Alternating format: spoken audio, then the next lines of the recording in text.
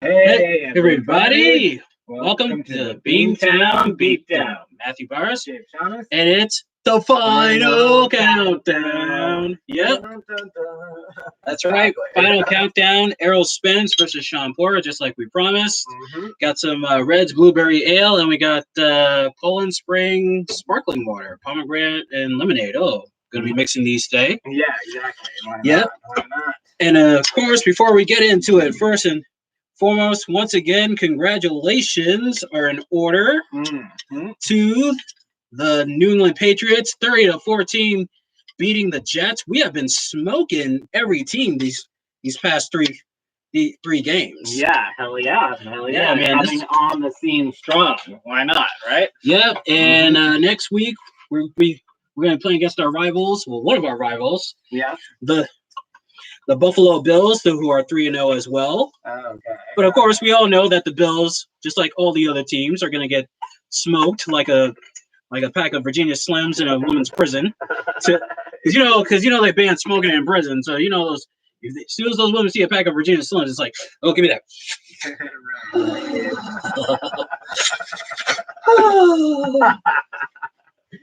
I'll tell you right now, Felicity Huffman's going to need one of those. Oh, shit. Yes, indeed. Yep. So, cheers. Cheers.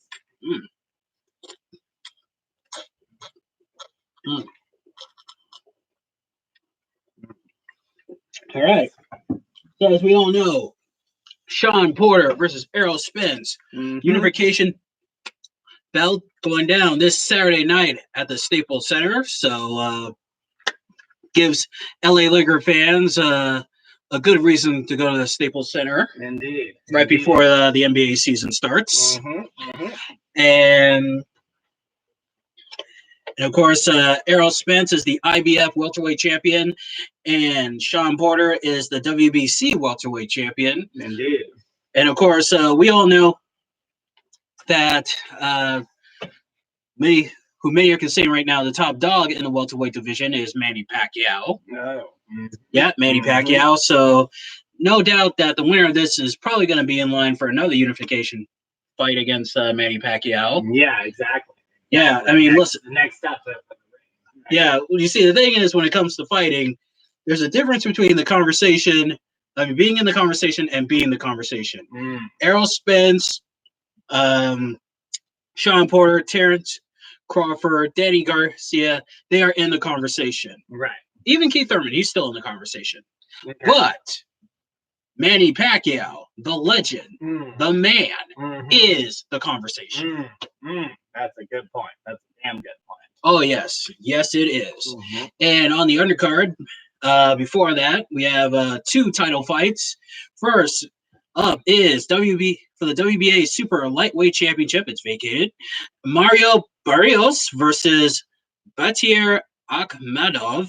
Mario, I've seen fight before on PBC. Pretty good fighter. Yeah. And Batir, don't know much about him. All I know is that he's Russian. So anytime you get a Latino and a Russian fighter in the same ring or octagon, it's going to be a bloodbath. Yep. For the super lightweight title. So I expect that to be a good match. Also, for the WBC Super Middleweight Championship, Anthony Durrell takes on David Benavidez. Yep, and of course, David Benavidez, a former Super Middleweight champion, had to vacate due to testing positive for cocaine. Oh, shit. Yep. And now he's taking on Anthony Durrell, and the super middleweight division is actually starting to get a lot of hype as well. You have Caleb Trucks, you have Jamal Charlo, and of course you can add Alfredo Anguilla to the mix because on last weekend he won his fight against Peter Quillen. No, really? Yeah, and I said so in the last episode that if Anguilla didn't win this fight, it was going to be over for him. But now he's starting to get his name back into the conversation. Peter Quillen still has a lot left. He just has to go back to the drawing board. And I mean, he was winning the fight, but then he let Anguilla into the fight, and then it became like a slugfest. Right. Quillen wasn't using his speed much, wasn't using his jab. He was still moving. Still pop, pop, pop, bam, bam.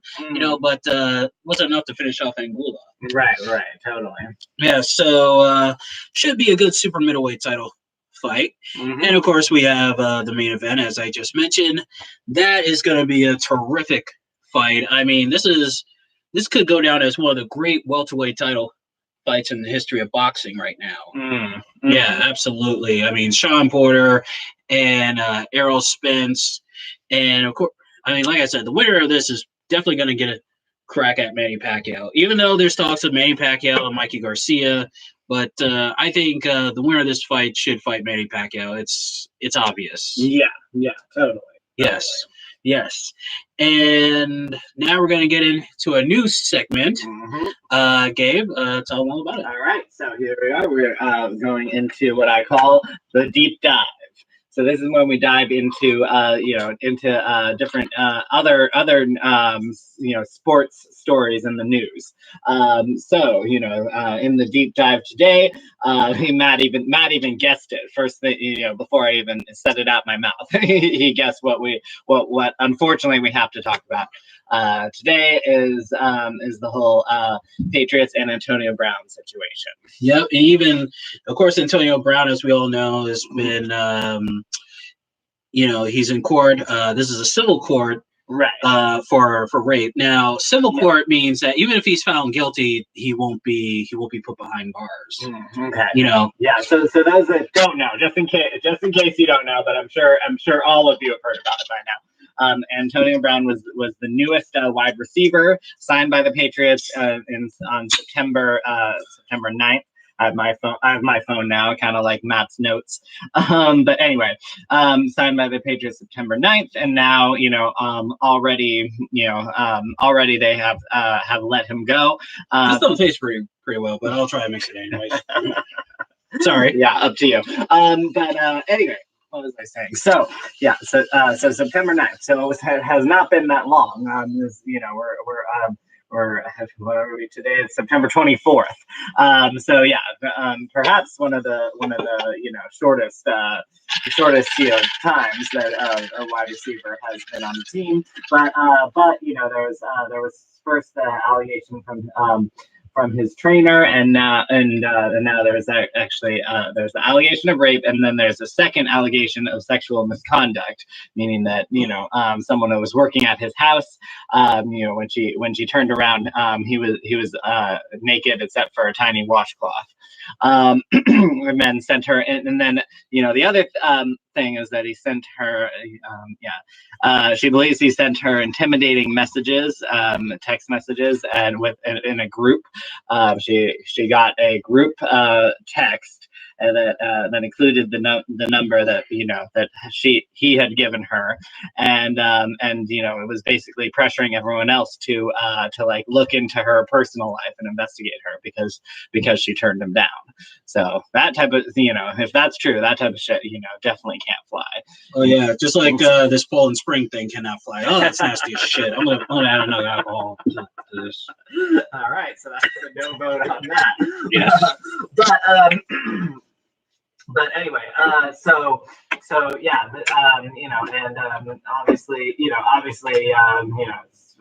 controversial for the people that were excited for a new wide receiver, excited for all this stuff. But it's like the Patriots have been through a lot, or have been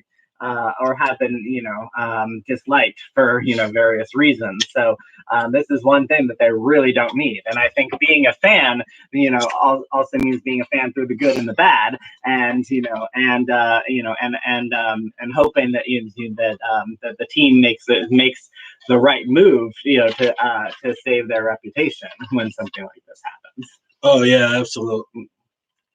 I mean, on one hand, you think, well, can't they wait until like he's found guilty or not? Right, and that's something you said. Is you said that they should that your first reaction was that they should have waited, and who knows, it could have gone to trial, that type of thing. Yeah, but the thing is, New England, because they're already surrounded in controversy, with. Yeah, I mean, there's just been so much controversy surrounding the Patriots, and it's I feel like sometimes, especially as someone who came here from California, which it's not my, not my home state. It's like I feel like sometimes it must be so hard to be a Patriots fan. You know what I mean? Yeah, but I think it. Right now, it's like the Patriots. The Patriots really just don't want any trouble. Right. It's like some brands. It's like. It's like, okay, even if the person is in the right and suing someone else or suing somebody, then it's going to be like, well, wait a minute, what if he sues me, or what if this happens? And it's I mean, not saying that it's right or it's wrong, but really, it's just the way it is. It's just like some brands, some companies just really don't want trouble. You don't want any more trouble, exactly. Yeah, exactly, and they shouldn't. They really shouldn't. Is the other thing. And yeah, it's one of those things where I remember when I was younger, I used to be like, oh, like all this stuff where an organization has to let someone go, or whatever. And I was always like, they should, they shouldn't do that. They shouldn't just be like just because one thing might come up that like this organization no longer represents this person, or you know what I mean, like cut them loose. But or like if they're if a teacher does a mistake, that the school has to like step in. But at the same time, it is actually true. That is actually how our system works, is that there's the individual level, and then there's the organizational level, and they do have to protect their reputation, and they would be responsible. With teachers, it's like if a teacher is like has a glass of wine in his or her hand, or if there's a picture of them from like 15, 20 years ago with a joint, then it's like, okay, they shouldn't be fired for that. It's like, exactly. I mean, that I still think is ridiculous. Yes, exactly. Right. But it always depends. It depends on the offense, right? But yeah, if there's, kind of like this, but not quite. If there's even a whiff, that a teacher did something with this, sexual with a student, then it's like, they can't. They can't wait and see. They have to cut that person loose right away. Well, I think. Well, with the teacher, if the teacher is found guilty, then yeah, automatically boom. Mm-hmm. Well, maybe just like suspend them with pay for now. Like suspend them with pay, like a leave of absence. Mm-hmm. Well, I mean, I think that also depends on the situation. If it was a much older man and a female student, or a man and a boy, like I think there'd be no suspending with pay. Like I think they would go. There was that string of stories of female. Remember that one year there was a string of stories of female teachers, with younger boys. So I think I don't think it's right that they don't, that they're more lenient on that type of stuff. But but I think when the teacher's a man, they don't wait, and they don't suspend with pay. Like that's just being way too lenient. Yeah, exactly. I think. Yeah, exactly. And the thing is with the with the NFL, it's on the one hand it's great that they're staying up for women's rights, especially with when there was like all sorts of reports of like battery, like beating their wives and children and stuff like that. I mean, like Adrian Peterson. I mean, his career. I mean, his career. I mean, he's with the Redskins now, and like, but his career somewhat hasn't recovered because he's been traded from team to team. But it's like but and Stephen A. Smith said best about the NFL. You know what? The NFL, they don't care. They don't care what you do, just as long as you don't affect their bottom line. It's they don't. The players. I mean, I do want the players to be themselves. I do want the players to have some personality, but also at the end, but at the same time, the NFL, just like the NBA, just like the UFC, Bellator, WWE, MLB, they are a brand at the end of the day, and they are a business. Yep. And so again, it's like the organizational level, they're the organizational level, and if someone's doing something like as bad under their banner, then they are ultimately responsible. So that's why they have to distance themselves when things like this happen. Yeah, I mean, like there's a difference.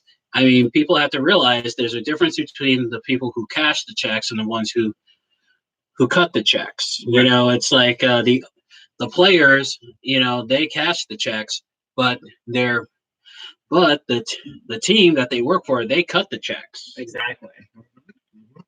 Yeah. So anyway, yeah, it's one of those unfortunate things, but I think they made the right call here. Now, now if it does turn out that it was it goes through the legal process, it does turn out that it's completely false.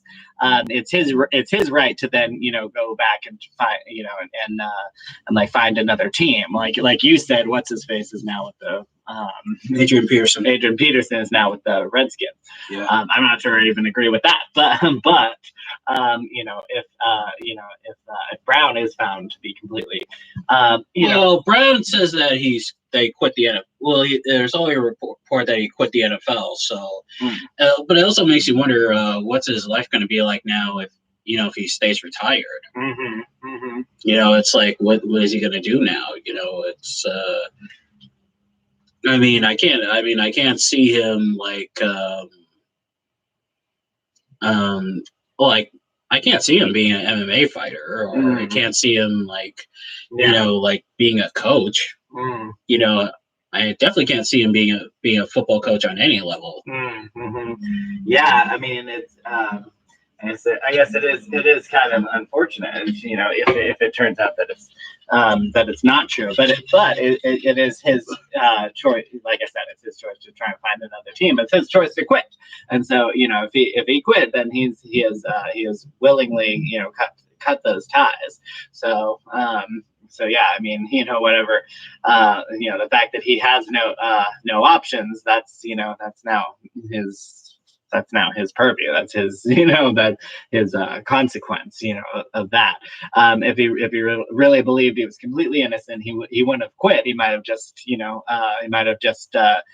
stepped out. Okay, I'm not going to be part of the Patriots. Step out, whatever. And then, like I said, after it goes through the court process, then go back and try and find another team. The fact that he's quit, he has cut that off for himself now. So yeah, exactly. That's his loss and his choice. Yeah, and plus, the Patriots brand is that they're a hardworking blue collar team. Hard hat, lunch buckets, and like a lot of people here in Boston. Yeah. Yeah, exactly, and that could that could also that could really hurt their brand. Like you bring, if someone is convicted of rape or basically Deflategate, then there was the the noise thing, and then the Robert Kraft with the prostitution thing. It's all has affected the brand a little bit. And so like you said, they definitely don't want any more trouble, and they shouldn't. They should just keep playing good ball and show and get past all these all of these negative stories. Yeah, exactly. I mean, but any team. Well, you can tell some teams are just blue collar team. There's the Patriots, there's the Buffalo Bills, even though because the Bills went to Super Bowl 4 times and they lost, right. And of course OJ Simpson as well. Yeah, I mean, look, it didn't. The fact that what OJ is now, but it still hasn't. It still hasn't affected. I mean, there's still some guys like Bill Burr, the comedian. He still thinks of OJ, as a great football player, and stuff, for rushing and stuff like that, and also playing at USC. And then there's the Dallas Cowboys, blue collar team as well. Even though there was a little bit of controversy, not so much on the field, but with the management, Tex Ryan, and then there's Jerry Jerry Jones. Mm-hmm. And then there's the Steelers, there's the Vikings. Those are blue collar teams. I guess you could. Yeah, I think you can. I think that's pretty much it. Yeah, exactly. So anyway, well, Giants too. The Giants. Yeah, exactly. So I mean, the point is, it's like when you're a part of a team, you have to know when someone, when someone's going to endanger it. I mean, that's the other thing. When you're taught on the field, like teamwork. You work with each other, and not no one of you is greater than the many, right? So it's the same type of thing when it comes to is one of us a really bad problem, then maybe the team has to let them go, right? Yeah. Well, yeah. I mean, it kind of depends. It's it does. Well, yeah, because also like again, it depends on the situation, and what that person's accused of or did, but there are many things that do rise to that level.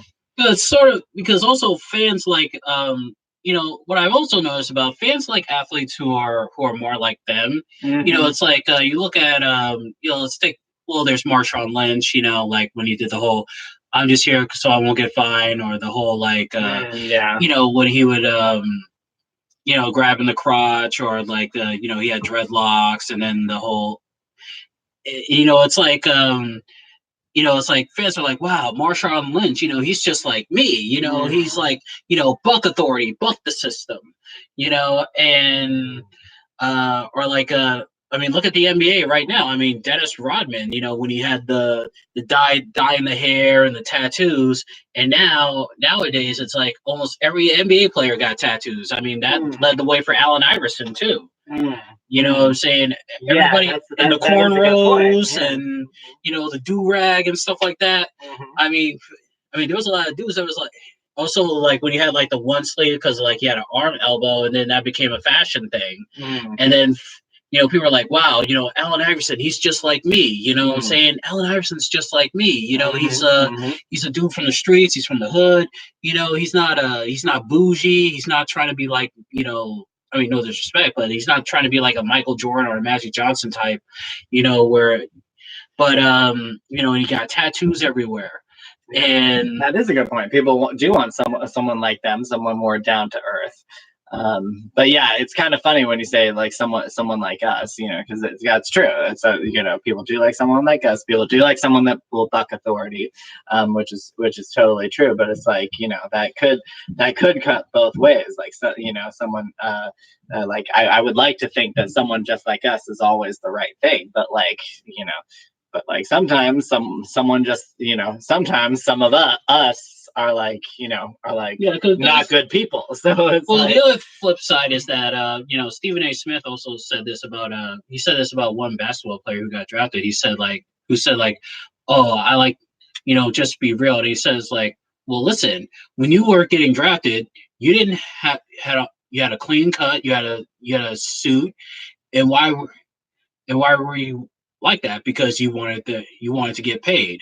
It's when you got paid when you start saying, oh, be real, be and all that stuff. And he says, well, guess what? Everybody isn't you. And that's the other thing, because it's like also athletes have to realize that, look, those people who cheer for you, they're also not you. Some of them have to work in corporate America. They have to get a regular job. Yeah. So they can't just be all like, some of them just really can't be all buck authority, buck the system. Well, me, that's a good point, because yes, that's totally true. A lot of those people that even if they appreciate that, in their players, like you said, they work in a strict job, and they have to do those things that they're applauding the players for not doing. You know what I mean? Well, yeah, exactly. I mean, well, for me, it's like me. I am not really good with authority. Nope. Well, maybe it's an Asperger thing, or I think half of it is an Asperger thing. Other is because like probably the way I grew up. Right. But the thing is, it's just my thing is always, well, do whatever you want as long as you're not hurting anybody. Right. And my thing is, with the players when they get all the tattoos and stuff, it's like, well, they're not hurting anybody, or if somebody gets a tattoo, or when they say like students, oh, they need to pull their pants up, and it's like, yo, if a young kid wants to sag his pants, that's fine. All the only it's when if he's sagging his pants and he's still getting A's and B's on the report cards, that's good. But if he's sagging his pants and not doing what he's supposed to do in school, then you should be worried. Mm-hmm. That's when you should be worried. Mm-hmm. That's a good point. It's like we're so I feel like that's something else I was gonna say with the tattoos and whatever else. I feel like we're so focused on appearance, and it's like some they say that these students are not doing the right thing by not having the right appearance, but it should be, are they doing the right thing in what they do, like you said. Now if they go for a job, then it's like, if they go for a certain type of job, then it's like, okay, dude, you're going for a job, the hoodie, the do-rags, okay, leave that at home. Yeah, exactly. I mean, that is the other thing. If you want that job, that type of thing, then yes, you do have to completely change your appearance. You do have to be presentable and stuff. And so it's like, I actually, you might not know it from me now, but I had a big problem with that. I had a big problem with like having to be presentable and having to go, suck up, to get into college, or to get a job or whatever, but you do it because that's the way to get yourself ahead. You know what I mean? Well, yeah, exactly. And my thing, of course, if I go into a corporate America, it's like, okay, I gotta change it up, I gotta switch it up a little bit. Mm-hmm. Of course, I'm trying to get a job as an intern at a radio job. So anybody who works at a radio station and here in Boston, please hire me. Mm-hmm. Mm-hmm. Let me be on a few shows. but I switch it up. Certain slangs I know that I'm not going to be able to use. I can't just say it going, yo dog, yo, what up my nigga, or anything like that. Mm-hmm. Mm-hmm. You know what I'm saying? But yeah, and that's the other thing. It's not just your appearance, but your feet. Like, yeah, I also used to be like, oh, whatever. But I'm sure, a lot of minority people have to deal with that too. Like, oh, why do I have to change the way I talk? But again, it is about the presentability, and it's just, to put your best foot forward. You know what I mean? Yeah, and it's pretty much like it's like the difference between a chameleon and a zebra. The zebra can't change its stripes. It's black and white. Mm-hmm. The chameleon, he can be red, he can be green, he can be blue, he can be whatever color it wants it to be. Exactly. And therefore it blends with the surroundings and is therefore, has a leg up. Yeah, exactly. We're the chameleons. Exactly. And yeah. So that's a good for your first new segment there. All right. Exactly. Now we're gonna get back into to the fight, because hopefully we didn't lose too many boxing fans. Oh, they didn't turn this off or anything as they're watching this. Mm-hmm. Blah blah blah. Yeah. Let's get back to it. Yeah. All right. So let's get into some picks. Mario Barrios versus Batir Akhmedov. I'm gonna take a wild guess here. I'm gonna say Mario Barrios knockout in the 8th round. Okay. All right.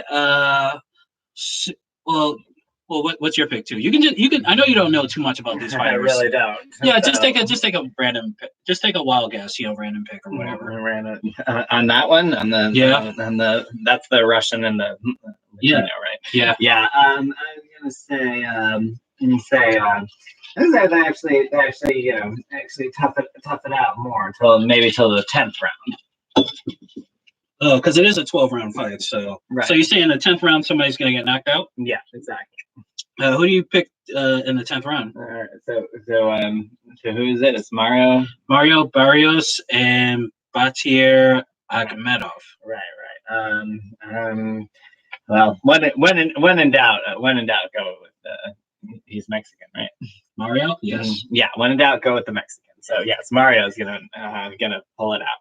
Yeah. Well, I know he's Latino. I don't know if he's Mexican. I think he's Mexican. Okay. Well, I'm gonna go with the Latino. Yes. Right. WBC super middleweight title fight: Anthony Durrell versus David Benavidez. I think I've seen both these guys. Yeah, I have seen both these guys fight, especially Anthony Durrell. And I'm gonna go with Anthony Durrell by split decision, 12-round split decision. Okay, all right. What are their skills, and why do you say that? Power punches, like defense and stuff. I think Benavidez' skill. Benavidez, I think. I'm trying to remember what the fuck was that? I don't know. Okay, I'm trying to remember the last time I saw David Benavidez fight. I know his brother fights, but I'm just trying to understand your prediction. Yeah, I've seen Durrell. Well, Durrell's got knockout power, but so does Benavidez too, and he can. So I don't know. I think it could wind up being a. I think it could wind up being a. You know what? I think I'll pick Anthony Durrell by a knockout. Okay. I don't know what round, but I guarantee you it'll probably be a knockout. Okay, all right. So I think you're actually. I'm just gonna also guess, but I think you were. I'm gonna guess that you were actually right first with the split decision. So I'm gonna say, yeah, maybe. Yeah, I'll say Durrell, but by split decision, not by knockout. All right. And main event, Errol Spence Jr. versus Sean Porter. You know what? I'm gonna go with this one. I know more about these two fighters. Yeah. I'm gonna have to. I love Sean Porter. You can never really doubt him. Mm-hmm. But I think Errol Spence is a much more skilled and elusive fighter. I mean, he's much more skilled and elusive than Adrian Broner, who Porter beat, even though Adrian Broner knocked him down in the last round of their fight. Did you say elusive? Yeah, elusive. Yeah. I mean, so like he's move. Dodge and come back strong. Yeah. I'm gonna go with Errol Spence Jr. I'll pick Errol Spence Jr. by 12-round split decision. I think Porter's not going to go away. Porter's going to keep up with him, but I think, as the fight goes on, I think Spence will pull it out. So I pick Errol Spence Jr. by split decision. Mm-hmm. I'm gonna go with Spence as well, but I think there's a knockout, but what's it? Isn't there like a knockdown or something? Where it's like the person can't, it's not that they're like knocked out. But well, if you get knocked down, you got until the count of 10. You got to get up, a count, and if you you got to get up before the count of 10. 10. Okay. Yeah. So what's it called if they don't get up? It's a knockout. It is still a knockout. Yeah. Okay. I'm gonna say 10th round knockout then. 10th round knockout for Spence. Oh, 10th round knockout for Spence. Oh, okay. Mm-hmm. Got me a little bold with it. Oh yeah, absolutely. I think with Errol Spence, he's just got to. Sean Porter can move too, but he's also a little more of a pressure fighter. Right. If I'm Porter, I would be like, going to the body, trying to slow him down, and then try to back him up against the ropes, and then just keep putting pressure on him. Right. If I'm Errol Spence, I'd be like, moving, jab, do like do the old Sugar Ray Leonard thing, 3-punch combination, and then get out of the way, and then get out of the way. Mm-hmm. 3 punches, then get out of the way. Right. And then now, do I think Spence can knock down Sean Porter? I think he'll probably knock him down in maybe the later rounds, like maybe 8th, 9th, or 10th round. But all in all, I think Errol Spence will come out the victor in that one. Right. Okay. All right. Yeah. All right. So we will see. Yes, we will. And I probably won't have. I said I was going to make that a Domino's night, but it looks like I'm not going to have enough money for Domino's, so I'll probably get a DiGiorno pizza or something. Okay. For the fight, or maybe some Popeyes. All right. Good. Yeah.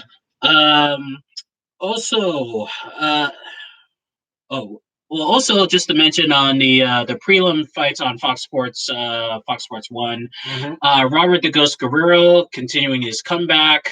He's going to be fighting on the card, and so is Jose Jose Lopacito. I think, yeah. I mean, Josito Lopez. Sorry, Josito Lopez. Okay. He's gonna be fine. They're gonna be fine on the cards too. So definitely looking forward to the prelim cards, especially with Robert Guerrero. I mean, he looked good in his last fight. A little weary of him making a comeback. I mean, but I don't know if it's because he wants the money or because he misses the competition. But yeah. But if he I mean, if he continues to look good, maybe he could get he could probably get one last title shot and maybe one last payday. I mean, the biggest payday he got was in the fight with Mayweather. Right. Mayweather's first fight coming out of prison. So, and of course, it kind of elevated his career. I mean, he was in big fights, even the fights that he lost. So, we'll wait and see. I mean, anything can happen. I mean, if you're fighting for money, then it's if you're just fighting solely just for money, not just to be a champion, then it's like you need to get out of the business. Totally. Yeah, absolutely. And now we're gonna get into this one. How would Errol Spence and Sean Porter do against the Fab Four? Of course, we all know the Fab Four: Marvelous Marvin Hagler, Thomas the Hitman Hearns, Roberto Duran, and Sugar Ray Leonard. Yep. Now, first we're going to go with Sean Porter.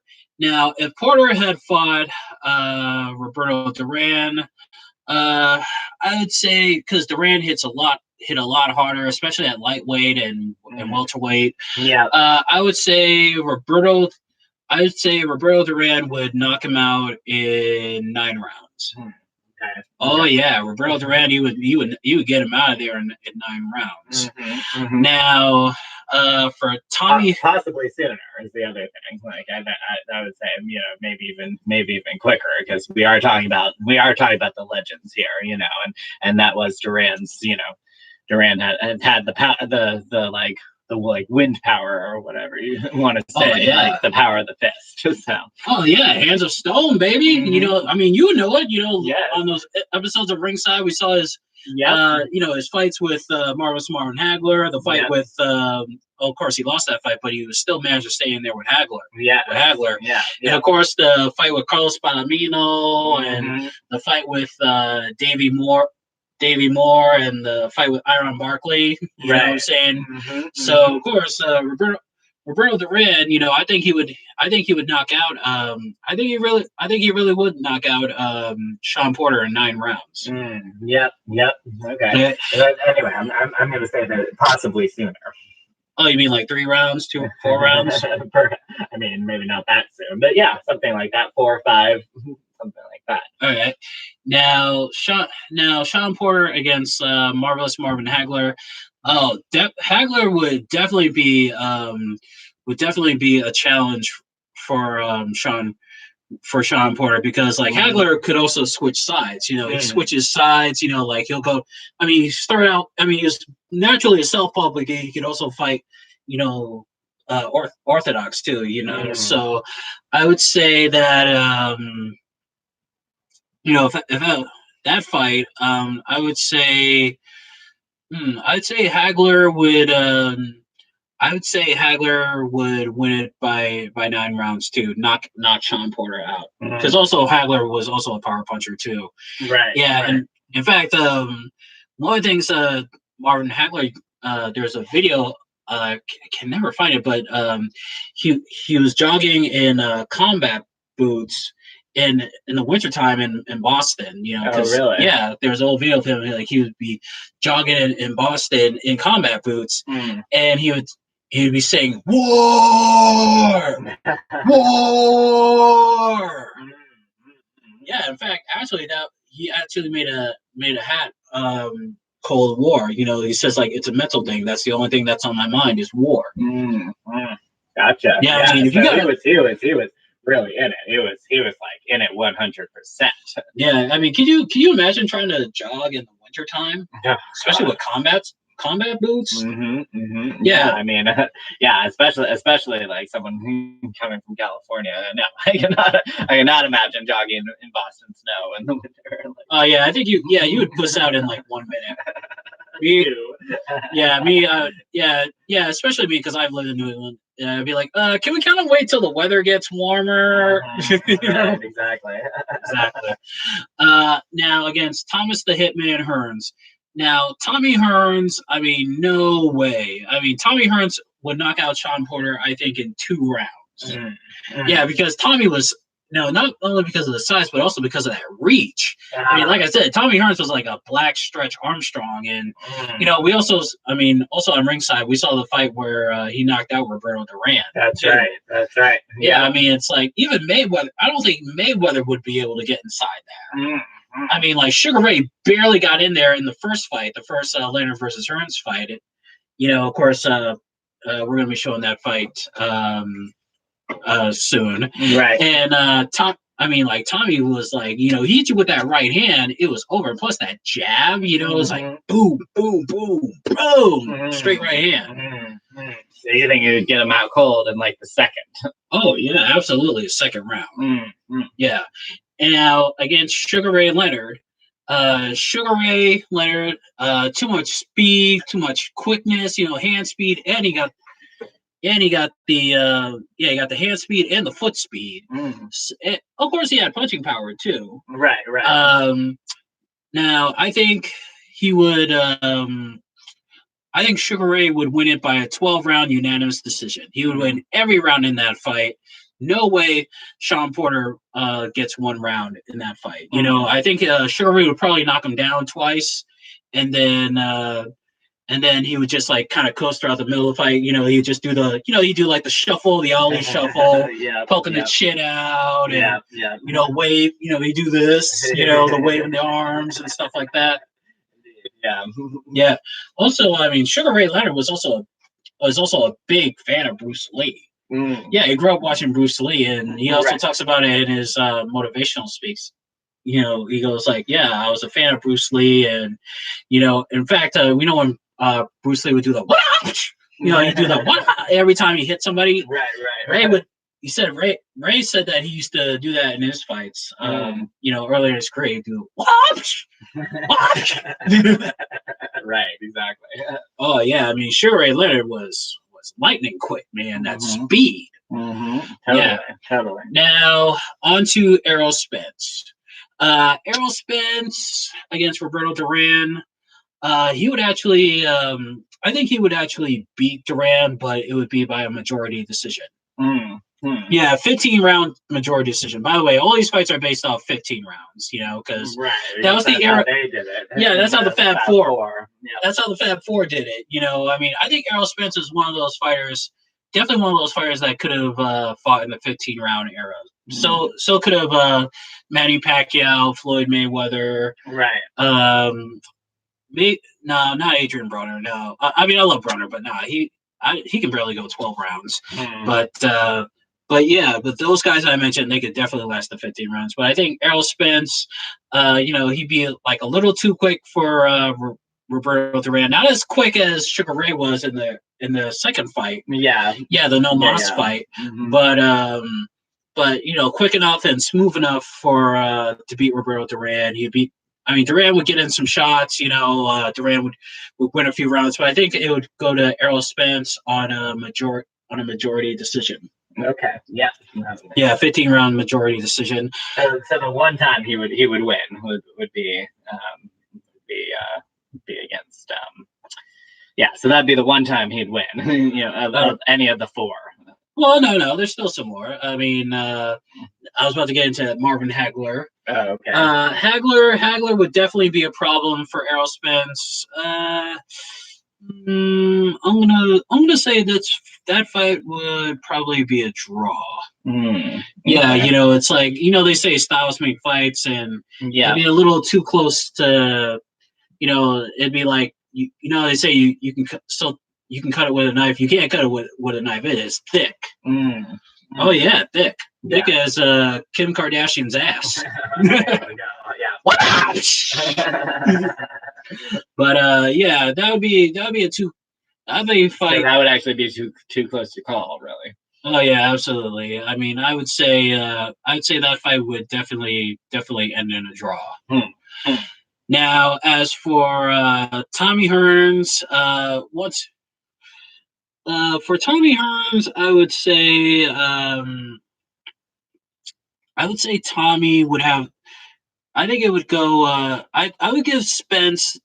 I give Spence to beat Tommy Hearns slightly, but a split decision. It'd definitely be a close fight. Okay, gotcha. Yeah, because I mean, even though Tommy's hard to hit, but I think if Spence followed like Sugar Ray Leonard's plan from the first fight with Tommy, right? Except without losing the rounds, he would do a lot better on Tommy and probably might get a knockdown in the later rounds of the fight. Maybe enough to earn him a split decision. Okay, gotcha. Exactly. Now against Sugar Ray Leonard, majority decision goes to Sugar Ray Leonard. Okay. Oh yeah, because they're both a little similar in style, but Sugar Ray is definitely a lot much faster in hand speed and foot speed. Right. Like Errol Spence, he goes like 100 miles per hour. Sugar Ray Leonard is maybe goes 105. I mean, there's a different. It's like if you get a car and one car is going 105 and the other's going. One's going 100 and one's going 105. Right. And the one's going 105 is gonna win the car race. Pull out, but it might take a little while, but they'll pull ahead. Yeah, exactly. Oh yeah, absolutely. And whereas if Sugar Ray Leonard and Roy Jones Jr. When he was at middleweight and super middleweight, because that's also the weight that Sugar Ray Leonard fought at. Yeah. Sugar Ray goes 105. Roy Jones Jr. was 110. Oh yeah, 100. I mean, of course, in his prime, that speed, and also like knocking the fighter out with both hands behind his back. I don't know if you saw the clip. He was like Roy. He had both hands behind his back. He's like, oh, and then bam, knocked the motherfucker out. Right, exactly. Yeah. Also, I mean, like he had incredible speed. In fact, the best example of that speed is when he moved up to super middleweight and fought James Toney. Yeah, for the IBF super middleweight title. That fight we're also going to show on Ringside. That's coming in November. So make sure you guys tune into that. Okay. Tune in for that in November. Last Saturday, November. All right. Yeah, exactly. So that's how I think the fight is going to go. Like I said, probably won't have enough money for Domino's. Maybe I'll give me some Popeyes or something. All right. Yeah, but good time for all. Yeah, and also you also got your boyfriend's sister's birthday, so unfortunately you won't be able to come to the fight. Oh right, yeah, that's true. Yeah, but I will, however, be doing a After the Bell show. I'm going to be doing 2 After the Bells this week. One is on Friday. Yep, Friday after Bellator in Ireland. Benson Henderson is going to be fighting. Okay. Yep, and I'm going to be doing that. I'm going to be doing that show right after, as soon as Bellator goes off. So make sure you tune in to go to our Facebook page, and then you'll see it right after. And also, I'll be doing it after the bell, after the pay-per-view as well, after Spence versus Porter. So make sure you guys tune in for that. Might be a little tipsy, but hey, still gonna do it. Exactly. And also, two more things. One. Ringside with Matt and Gabe returns this Saturday. Afternoon. Yep. Yeah, we're going to be looking at one of the 4 kings himself, Sugar Ray Leonard, winning his first world title against Wilfred Benitez. Actually, that fight took place in November. I thought it was in September, but hey, better to get a jump start on it. Exactly. Still the anniversary of it. Yep. And should be very, very entertaining. We go live at 3:30, so make sure you guys tune in live at 3:30 for that. Facebook, yep. Yeah, on Facebook.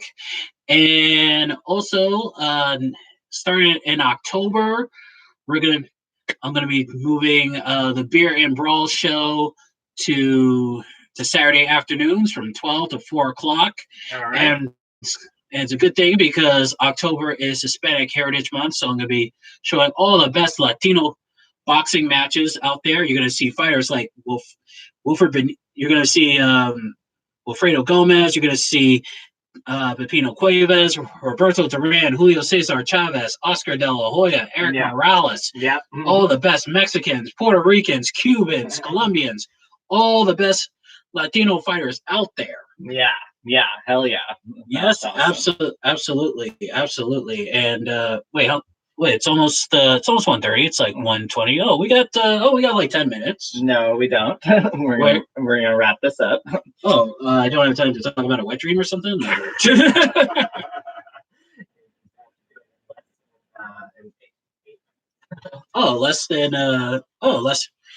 less than 8 minutes. Ooh. I know. You don't like to rush. Don't want to rush the game, but.